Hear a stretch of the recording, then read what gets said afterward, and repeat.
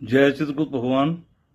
नमस्कार दोस्तों, साथियों, आज कैथी लिपि का जन्म और धार्मिक ग्रंथों में कैथी का प्रयोग के बारे में हम बात करेंगे। कायस्थ की सामाजिक पृष्ठभूमि में लेखक अशोक कुमार वर्मा जी लिखते हैं कि माना जाता है कि कायस्थों के पूर्वज भगवान चित्रगुप्त ने वेदों के अक्षर प्रदान किए थे। उन्हीं वेदों को मौखिक परंपरा से मुक्त करके उन्हें लिपिबद्ध करने का श्रेय दिया जाता है।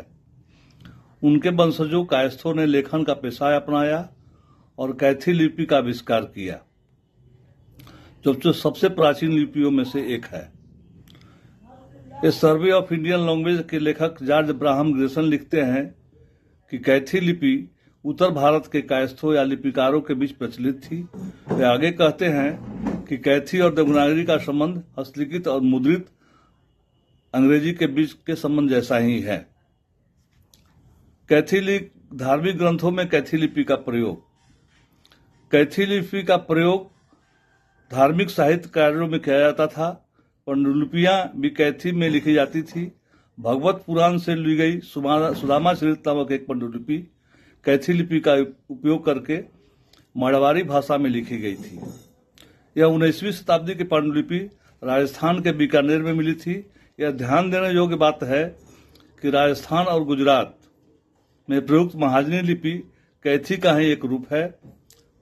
प्रसिद्ध हिंदू धार्मिक ग्रंथ महागणितपति स्तोत्र में संस्कृत में श्लोक देवनागरी लिपि में है, जबकि अर्थ मिथिला शैली के कैथी लिपि में लिखे गए हैं।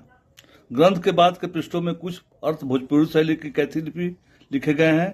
इसके अतिरिक्त तुलसीदास के रामचरित मानस की कई पांडुलिपियां भी कैथी लिपि लिखी गई है।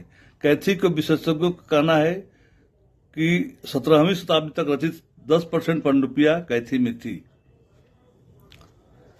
आप लोग से शेयर कर रहा हूं, लगातार शेयर करते रहूंगा। आप लोग मेरे चैनल को लाइक कीजिए, शेयर कीजिए, सब्सक्राइब कीजिए और जुड़िए। कायस्थ भाषा, कायस्थी लिपि को बचाइए, पुनर्जीवित कीजिए। और मेरे लिखने बोलने में कोई त्रुटि हो उसके लिए मैं क्षमा चाहता हूं। कोई विवाद हो मैं उसके लिए क्षमा प्रार्थी हूं। जो मैं कुछ सूचना एकत्र करके आप लोग सूचना देता हूं और आग्रह करता हूं कि आप लोग कैथी लिपि सीखें, जानें।